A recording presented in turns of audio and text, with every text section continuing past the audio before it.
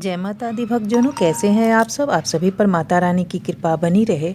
चलिए आज जानते हैं श्री राधा से इतना प्रेम होने के बाद भी श्री कृष्ण ने राधा से विवाह क्यों नहीं किया था। जबकि अगर प्रेम की बात हो तो सबसे पहले जो छवि एक मन में दिमाग में आती है हमारे, वो सिर्फ श्री राधा और कृष्ण की ही है। ऐसा कहते हैं कि शास्त्रों में इस संबंध में कई तरह की धारणाएं प्रचलित हैं। सबसे पहले बात करते हैं कि कुछ शास्त्रों के अनुसार कोई कहता है कि राधा कोई और नहीं, श्री कृष्ण का ही एक रूप थी।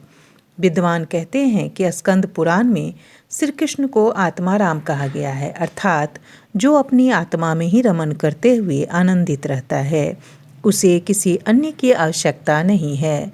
आनंद के लिए उनकी आत्मा तो राधा ही है, अतः राधा और कृष्ण को कभी अलग नहीं कर सकते हो। फिर विवाह होना और बिछड़ने का सवाल ही नहीं उठता। श्री कृष्ण ने ही खुद को दो रूपों में प्रकट किया है। यह भगवान का एक मनोरम रूप है। पुराणों में उनके इस रूप को रहस्य, अध्यात्म और दर्शन से जोड़कर देखा गया है। दूसरे कथा के अनुसार ब्रह्म वैवर्त पुराण की अगर बात करें तो उसके अनुसार, एक पौराणिक कथा के अनुसार, श्री कृष्ण के साथ राधा गोलोक में रहती थीं। एक बार उनकी अनुपस्थिति में श्री कृष्ण उनकी दूसरी पत्नी विरजा के साथ घूम रहे थे। तभी राधा आ गईं। वे विरजा पर नाराज होकर वहां से चली गईं। श्री कृष्ण के सेवक और मित्र सुदामा को राधा का यह व्यवहार ठीक नहीं लगा और वे राधा को भला बुरा कहने लगे। राधा ने क्रोधित हो सुदामा को श्रीदामा को अगले जन्म में शंखचूड़ नामक राक्षस बनने का श्राप दे दिया। इस पर श्रीदामा ने भी उनको पृथ्वी लोक पर मनुष्य रूप में जन्म लेकर 100 वर्ष तक का कृष्ण बिछोह का श्राप दे दिया। राधा को 100 वर्ष तक श्री कृष्ण बिछोह का श्राप मिलने के बाद श्री कृष्ण ने उनसे कहा कि तुम्हारा मनुष्य रूप में जन्म तो होगा, लेकिन तुम सदैव मेरे पास रहोगी। यही कारण था कि राधा और श्री कृष्ण का बचपन में बिछोह हो गया था। श्री गर्ग संहिता की अगर बात करें तो श्री गर्ग संहिता के अनुसार राधा और श्री कृष्ण का विवाह स्वयं ब्रह्मा जी ने बचपन में ही करवाया था और ये भांडीर वन में हुआ था।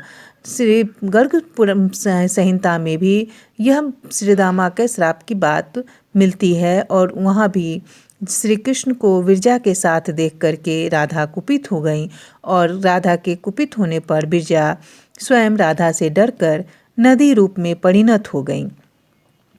अगर श्री रामचरितमानस के बालकांड के अनुसार बात करें तो एक बार विष्णु जी ने नारद जी के साथ छल किया था।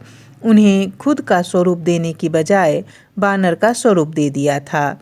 इस कारण वे लक्ष्मी जी के स्वयंवर में हंसी का पात्र बन गए और उनके मन में लक्ष्मी जी से विवाह करने की अभिलाषा दबी की दबी ही रह गई थी। नारद जी को जब इस छल का पता चला तो वे क्रोधित होकर बैकुंठ पहुँचे और भगवान को बहुत भला बुरा कहा और उन्हें पत्नी का वियोग सहना होगा यह श्राप दिया। श्री नारद जी के इस श्राप की वजह से रामावतार में भगवान श्री रामचंद्र जी को सीता का वियोग सहना पड़ा था और कृष्ण अवतार में देवी राधा का।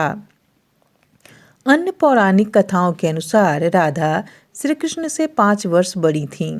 राधा ने श्री कृष्ण को पहली बार जब देखा था जबकि उनकी माँ यशोदा ने उन्हें उखल से बांध दिया था। कुछ लोग कहते हैं कि पहली बार गोकुल अपने पिता वृषभानु जी के साथ आई थीं, तब श्री कृष्ण को पहली बार देखा था और कुछ विद्वानों के अनुसार संकेत तीर्थ पर पहली बार दोनों की मुलाकात हुई थी। जो भी हो, लेकिन जब राधा ने श्री कृष्ण को देखा तो वह उनके प्रेम में पागल जैसी हो गई थीं और श्री कृष्ण भी उन्हें देखकर बावड़े हो गए थे। दोनों में प्रेम हो गया।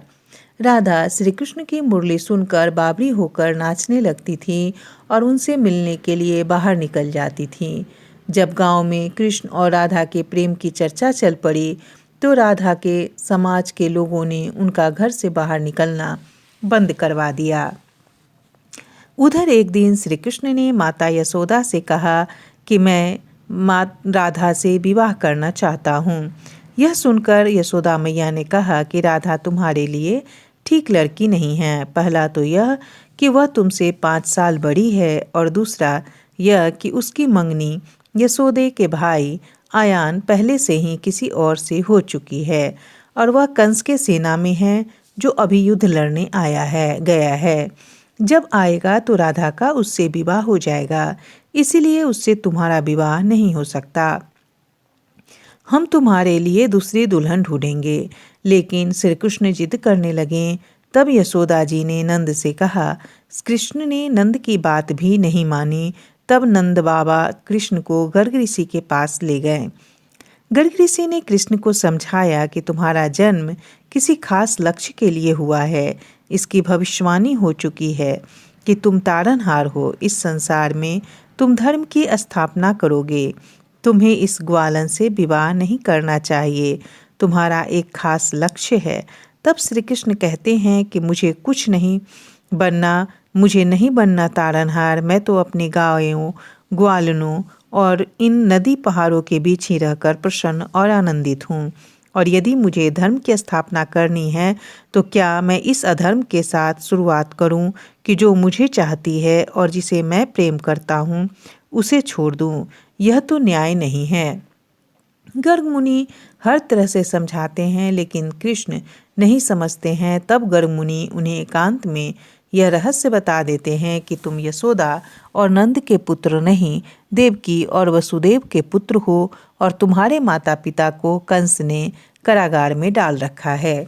यह सुनकर श्री कृष्ण कुछ भी कहने की स्थिति में नहीं रहे, और फिर उन्होंने कहा, कृपया मेरे बारे में और कुछ बताइए। तब गर्ग मुनि ने कहा कि नारद ने तुम्हें पहचान लिया है और तुमने अपने सभी गुणों को प्रकट कर दिया है। तुम्हारे जो लक्षण इस ओर संकेत करते हैं कि तुम ही वह महापुरुष हो जिसके बारे में ऋषि मुनि चर्चा करते हुए आ रहे हैं।